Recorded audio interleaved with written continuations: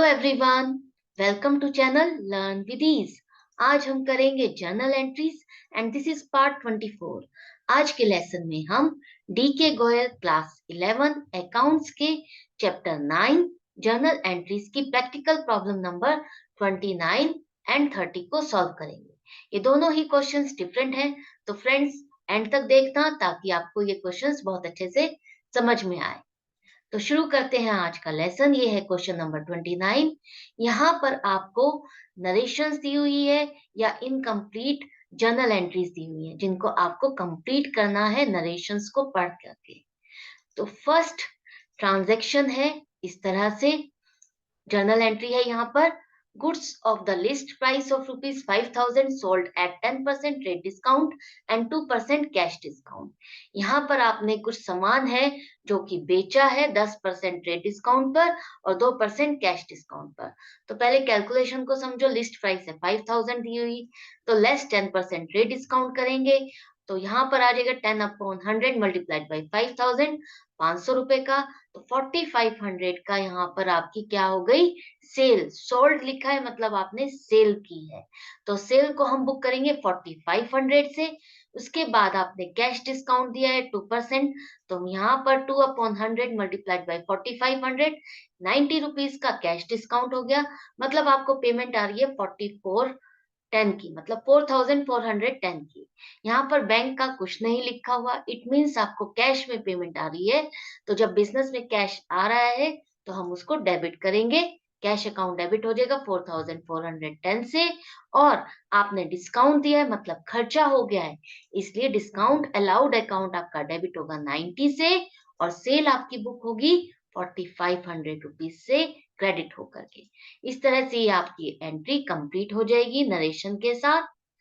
दूसरा है, यहाँ पर सिर्फ हमारे पास नरेशन है और कोई इंफॉर्मेशन नहीं है। तो यहाँ पर लिखा हुआ है the purchase of motor car for ₹80,000 and the payment of ₹5,000 as repair charges on it, entire payment is made by cheque. अब आपने कोई मोटर कार खरीदी है जिसको आपने 80,000 रुपए में खरीदा और उसको रिपेयर कराने का भी खर्चा आपने किया है 5,000 रुपए दे करके, और ये सारी पेमेंट आपने चेक से की है। तो जब भी हम कोई नई चीज खरीदते हैं तो चाहे वो उसकी रिपेयर आपको करानी भी पड़ती है तो वो भी उसको कैपिटलाइज करोगे आप। तो यहाँ पर हम मोटर कार अकाउंट को डेबिट करेंगे 85,000 रुपीज से, और आपने चेक से पेमेंट की है मतलब बैंक से पैसा जा रहा है तो बैंक अकाउंट को आप क्रेडिट कर दोगे 85,000 से। और ये आपकी हो गई नरेशन के हिसाब से जर्नल एंट्री कंप्लीट। नेक्स्ट है, यहाँ पर चतुर्वेदी अकाउंट को डेबिट किया है 5,000 से, कैश अकाउंट को क्रेडिट किया हुआ है, अमाउंट हमें नहीं पता, लेकिन नरेशन में लिखा है Chaturvedi account settled cash discount 3%। यहाँ पर चतुर्वेदी के अकाउंट को सेटल किया गया है, कैश डिस्काउंट दिया गया है 3%। मतलब कि आपने चतुर्वेदी से परचेज किया था कुछ, उससे पैसे आपको देने थे। तो यहाँ पर जो उसके अकाउंट में स्टैंड कर रहा था या परचेजेस आपने की है 5,000 से की है और उसकी पेमेंट आप कर रहे हो, इसका मतलब तभी आपको डिस्काउंट मिल रहा है, वो है 3%। तो 3% से आपने डिस्काउंट किया तो 3/100 मल्टीप्लाइड बाई 5,000, यहाँ पर 150 का आपको डिस्काउंट मिल रहा है। जब आप पेमेंट कर रहे हो तब आपको डिस्काउंट मिलता है तो वो आपके लिए फायदा होता है, इसलिए हम उसको क्रेडिट करते हैं। तो यहाँ पर आप जो पेमेंट कर रहे हो उसके अकाउंट को सेटल करने के लिए, मतलब 5,000 का जो अकाउंट में स्टैंड कर रहा था, परचेज की थी, उसके लिए आपने 4,850 की पेमेंट की है। तो चतुर्वेदी अकाउंट डेबिट हो रहा है 5,000 से, उसके लिए आपने पेमेंट उसको की है 4,850 से, कैश में की है, यहाँ पर बैंक के बारे में नहीं लिखा। और आपको डिस्काउंट रिसीव हुआ है 3% के हिसाब से 150 रुपीज, फायदा है वो आपके लिए, इसलिए क्रेडिट कर दो और ये हो गया आपकी एंट्री कंप्लीट, जर्नल एंट्री। और यहाँ पर है नेक्स्ट, यहाँ पर बैंक अकाउंट आपका डेबिट है, उसके बाद सेकंड अकाउंट भी कोई है जो डेबिट होना है, थर्ड में क्रेडिट क्या होना है ये हमें नहीं पता, और 8400 की अमाउंट लिखी है। नरेशन लिखा है 70 पैसा इन अ रूपी received from the estate of Ashok on his insolvency. आपको 70 पैसे मिले हैं 1 रुपए में अशोक से, क्योंकि पूरे पैसे क्यों नहीं मिले, क्योंकि वो इंसॉल्वेंट हो गया, उसका बिजनेस ठप हो गया, वो नहीं दे सकता। तो मतलब आपको 70% मिल रहा है, तो कितना मिलना था आपको? 8400 मिलना था, उसमें से 70% मिल रहा है, तो यहाँ पर 70/100 मल्टीप्लाइड बाय 8400 करोगे तो 5880 की अमाउंट आपको मिल रही है। बाकी माइनस करने पे जो अमाउंट आएगी 2520, वो आपका बैड डेट्स है। अब आप बैंक अकाउंट को डेबिट करोगे 5880, क्योंकि इतना ही पैसा आपको मिल रहा है। बाकी जो नहीं मिल रहा उसको आप नुकसान बुक करोगे या खर्चा बुक करोगे बैड डेट्स के अकाउंट को डेबिट करके 2520 से। और ये आपने किसके अकाउंट से रिसीव किया है, किसका अकाउंट आप क्लियर कर रहे हो, किसके बारे में हम बात कर रहे हैं? वो है अशोक। अशोक यहाँ पर गिवर है, उसके अकाउंट का, उसके बैलेंस को हम सेटल कर रहे हैं, उसको खत्म कर रहे हैं। तो टू अशोक अकाउंट आपका यहाँ पर क्रेडिट हो रहा है 8400 से। एक तरह से आप ये फिल इन द ब्लैंक्स करके आप फिल कर रहे हो जर्नल एंट्रीज को। आई होप आप एंजॉय भी कर रहे हो और इसको समझ भी रहे हो। तो ये हो गई है हमारी ये वाली एंट्री कंप्लीट। नेक्स्ट है, यहाँ पर डेबिट में कुछ आना है जिसके लिए अमाउंट हमें पता है 3000। टू क्रेडिट जो होना है उसकी भी अमाउंट हमें पता है, दोनों अकाउंट हमें नहीं पता डेबिट या क्रेडिट में क्या होना है। नरेशन लिखी हुई है for goods used by proprietor for personal use. यहाँ पर प्रोप्राइटर मतलब ओनर, मालिक ने कुछ बिजनेस का स्टॉक जो है वो अपने पर्सनल यूज के लिए यूज किया है। तो जब भी प्रोप्राइटर या मालिक अपना यूज के लिए जो सामान लेता है तो हम उसके लिए क्या अकाउंट यूज करते हैं? Drawings account. तो ड्रॉइंग्स अकाउंट को आप डेबिट कर दोगे 3000। अब यहाँ पर स्टॉक निकाला है, तो स्टॉक निकाला है तो हम क्या क्रेडिट करेंगे? परचेजेस को क्रेडिट करेंगे। तो टू परचेजेस अकाउंट आपका क्रेडिट हो जाएगा, क्योंकि आपको स्टॉक कम करना है, रिवर्स करना है। 3000 से आपने ये एंट्री कर दी। यहाँ पर आपका नरेशन कंप्लीट हो गया, एंट्री कंप्लीट। नेक्स्ट है, यहाँ पर 2000 से डेबिट किया हुआ है और 2000 से क्रेडिट भी है, और डेबिट और क्रेडिट के अकाउंट हमें नहीं पता। नरेशन लिखी हुई है for rent due to landlord. यहाँ पर आपको कोई रेंट देना है लैंडलॉर्ड को, जो कि आपने नहीं दिया है। नहीं दिया है मतलब पेबल है, पेमेंट आउटस्टैंडिंग स्टैंड कर रही है। तो यहाँ पर रेंट क्या है? आपका खर्चा है। तो रेंट अकाउंट को आप डेबिट करोगे 2000 से, क्योंकि आपको एक बार खर्चा बुक करना होगा। और ये पेमेंट ड्यू है, आपने पेमेंट नहीं की है, तो यहाँ पर लैंडलॉर्ड के अकाउंट को आप क्रेडिट नहीं करोगे क्योंकि उसको देना है। यहाँ पर आप आउटस्टैंडिंग रेंट अकाउंट को क्रेडिट करोगे 2000 से, क्योंकि ये एक लाइबिलिटी है और इस लाइबिलिटी को हम उस खर्चे के साथ आउटस्टैंडिंग रेंट अकाउंट के नाम से ही खोलेंगे। और यहाँ पर नरेशन आपकी आ गई for rent due to landlord, और एंट्री कंप्लीट हो गई। इस तरह से आपका ये क्वेश्चन पूरा कंप्लीट हो गया। एंड तक आपने टोटल किया, एंड पर आपका टोटल मैच कर रहा है और आपका क्वेश्चन करेक्ट है यहाँ पर। नेक्स्ट है क्वेश्चन नंबर 30। यहाँ पर आपको इस क्वेश्चन में जर्नल एंट्रीज दी हुई हैं, पूरी दी हुई हैं, लेकिन आपको फाइंड करना है क्या ये अकाउंट्स जो डेबिट हो रहे हैं या क्रेडिट हो रहे हैं, क्या ये करेक्ट है? बिल्कुल करेक्टली फॉर्म की गई है जो हेड्स लिए गए हैं अकाउंट्स के। तो ये आपको फाइंड करना है, तो हम एक एक एंट्री को उठाते हैं। फर्स्ट है, बिल्डिंग अकाउंट को डेबिट किया है 5 लाख से, ब्रोकरेज अकाउंट को डेबिट किया है 10,000 से, और बैंक अकाउंट को क्रेडिट किया है 5,10,000 से। तो यहाँ पर नरेशन लिखिए purchase of building and payment of brokerage on its purchase. अब आपने कोई बिल्डिंग परचेज की है और उसके लिए पेमेंट की है ब्रोकरेज की। तो यहाँ पर जब भी हम कोई भी एसेट खरीदते हैं और उससे रिलेटेड जो भी खर्चा होता है हम उसी में ऐड करते हैं, ब्रोकरेज का अकाउंट अलग नहीं खुलेगा। यही मिस्टेक है इसमें। तो बिल्डिंग का अकाउंट आप डेबिट करोगे 5,10,000 से, उसी में ही ब्रोकरेज की अमाउंट ऐड करोगे, क्योंकि वो खर्चा उसी एसेट से रिलेटेड है, हम उसको उसमें कैपिटलाइज करेंगे। और पेमेंट आपने बैंक से की है, तो इसलिए बैंक अकाउंट आपका क्रेडिट रहेगा 5,10,000 से। ये आपकी एंट्री करेक्ट हो गई। इस तरह से purchase of building and payment of brokerage on its purchase. Next है drawings account debit 12,000 to sales account 12,000, goods taken away by the proprietor for personal use. यहाँ पर आपने ड्रॉइंग्स के अकाउंट को डेबिट किया है, सेल्स के अकाउंट को क्रेडिट किया है, और नरेशन लिखिए कि प्रोप्राइटर ने कुछ स्टॉक निकाला है अपने पर्सनल यूज के लिए। तो जब भी ओनर कुछ चीज यूज करता है तो ड्राइंग्स अकाउंट तो डेबिट होगा, ये तो करेक्ट है 12,000 से।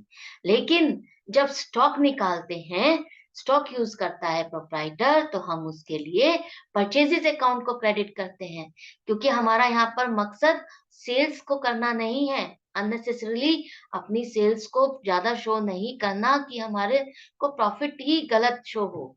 तो हमको अपना स्टॉक रिवर्स करके दिखाना है, कम करना है, तो परचेजेस अकाउंट को ही हम क्रेडिट करेंगे।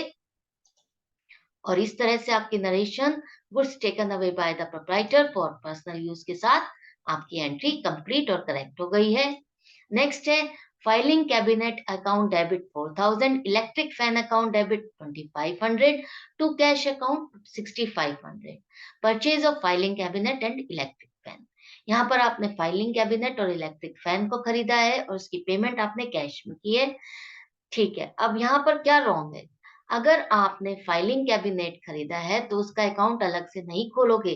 जो भी ऑफिस इक्विपमेंट्स होते हैं, जो भी ऑफिस में यूज करने के लिए जो आप यूज एक्सेसरीज लगाते हो, वो सारी चीजें ऑफिस इक्विपमेंट अकाउंट में जाती है, एक ही में आप डालोगे, सब डेबिट करोगे 4,000 से।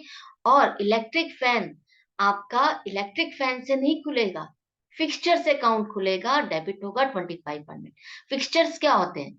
लाइक फर्नीचर तो आपका हो गया, table chair sofa and all these things. Fixtures हैं आपके फैन, लाइट्स, ट्यूब्स, लैंप्स, और कोई आपने जो फिक्स किए हुए हैं वॉल्स पर, वो है फिक्सचर्स। तो जितनी भी चीजें ऐसी हैं वो फिक्सचर्स अकाउंट में डलेगी, अलग अलग आप उन सबका अकाउंट नहीं खोलोगे। और आपने कैश में पेमेंट की है तो कैश अकाउंट ही क्रेडिट होगा, यहाँ पर ये करेक्ट है। इनके हेड्स गलत थे अकाउंट के, हमने करेक्ट कर दिए हैं। और purchase of filing cabinet and electric fan, इस तरह से नरेशन लिख के एंट्री कंप्लीट हो गई है। नेक्स्ट है cash account debit 8,730 to sales account 8,730। Goods worth rupees 10,000 sold at 10% rate discount and 3% cash discount. अब यहाँ पर आपने कोई सेल की है तो पहले इसकी कैलकुलेशन को देखो, क्या अमाउंट सही है।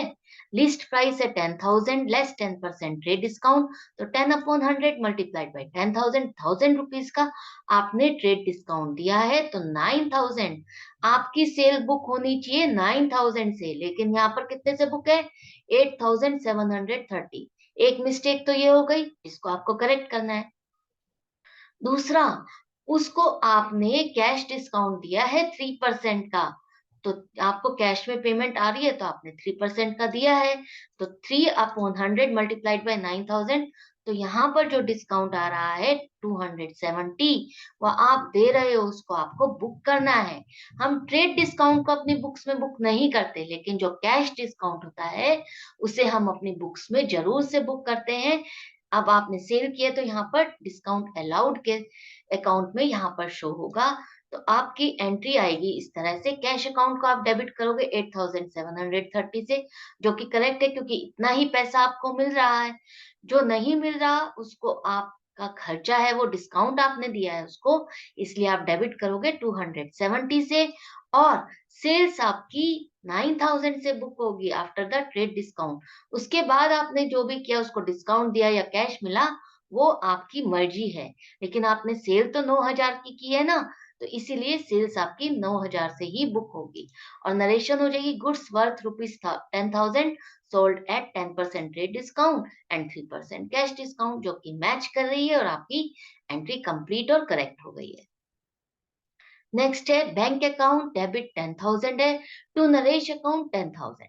अब आपने रिसीप्ट ऑफ 25 पैसा पर रूपी from the estate of Naresh who is declared insolvent. यहाँ पर आपको 25 पैसे मिल रहे हैं 1 रुपए में नरेश से, जो कि इंसॉल्वेंट हो गया है। तो आपको चेक करना है कि आपकी एंट्री करेक्ट है। नहीं, क्योंकि जो आपको 25 पैसे मिले हैं आपने वो तो बुक कर दिए, लेकिन जितना नहीं मिला उसके अकाउंट को क्लोज भी तो करना है आपको, तो वो किस तरह से करोगे? टोटल पेमेंट आपको 10,000 मिली है, अब आपको इसकी कैलकुलेशन उल्टे तरीके से करनी होगी। किस तरह से? नरेश ने कितना पैसा आपसे उधार लिया हुआ है या आपको कितना उसने देना था, वो आपको कैलकुलेट करना होगा। तो 10,000 अपॉन 25 करोगे मल्टीप्लाइड बाय 100 करोगे आप, तब आपको पूरी अमाउंट पता चलेगी कि आपको कितना पैसा लेना था नरेश से। तो 40,000 रुपीज आपको नरेश से लेना था, जिसमें से 10,000 मिला है, मतलब बैलेंस 30,000 का वो बेड डेट्स है, उसको आपको बुक करना होगा, तभी उसका अकाउंट आप क्लोज करोगे। वरना नरेश के अकाउंट में 30,000 रुपए एज इट इज स्टैंड करते रहेंगे, वो कभी भी खत्म नहीं होंगे और शो होता रहेगा, जो कि रॉन्ग हो जाएगा। तो इस तरह से आपकी एंट्री बन जाएगी, बैंक अकाउंट डेबिट 10,000 से, बेड डेट्स अकाउंट डेबिट करोगे 30,000 से, क्योंकि खर्चा है, नुकसान हो गया आपका, और नरेश से ही लेना था। नरेश के अकाउंट में कितना बैलेंस स्टैंड करा था? 40,000। तो उतने अमाउंट से आप उसके अकाउंट को क्रेडिट करोगे क्लियर करने के लिए। और इस तरह से आपके नरेशन के साथ ये जर्नल एंट्री मैच कर गई है, करेक्ट हो गई है। नेक्स्ट है bank charges account debit 150 to cash account 150, charges made by bank for its services. यहाँ पर बैंक ने कुछ चार्जेस चार्ज किए हैं अपनी सर्विसेज के लिए, तो ये एंट्री क्यों रॉन्ग है? बैंक चार्जेस अकाउंट डेबिट होने चाहिए, ठीक है, 150 से, क्योंकि खर्चा है। लेकिन जब भी बैंक चार्ज करता है कोई भी अपनी सर्विसेज के लिए, वहां पर हम कैश अकाउंट को क्रेडिट नहीं करेंगे। क्यों? क्योंकि जब भी चार्ज करता है बैंक डायरेक्टली आपके अकाउंट से ही डिडक्ट कर लेता है। तो हम यहाँ पर बैंक चार्जेस अकाउंट डेबिट करेंगे 150, और बैंक से ही कट रहे हैं हमारे पैसे, इसलिए टू बैंक अकाउंट क्रेडिट होगा 150 से। और इस तरह से आपकी एंट्री कंप्लीट और करेक्ट हो जाएगी, जिसे आपको जर्नल के फॉर्मेट में एंड तक यहाँ ऐसे लिखना है, और आपका यहाँ पर एंट्री कंप्लीट हो गई है और क्वेश्चन कंप्लीट मैच कर गया है। आई होप आपको सीखने में भी मजा आ रहा है और सीख भी बहुत अच्छे से रहे हो। तो जाने से पहले सब्सक्राइब कर दो, लाइक करो चैनल को और शेयर करो। मिलती हूँ मैं आपसे नेक्स्ट वीडियो में, ताकि हम कुछ और नया सीखें और इसके आगे के क्वेश्चंस कंप्लीट करें। Till then, goodbye and take care.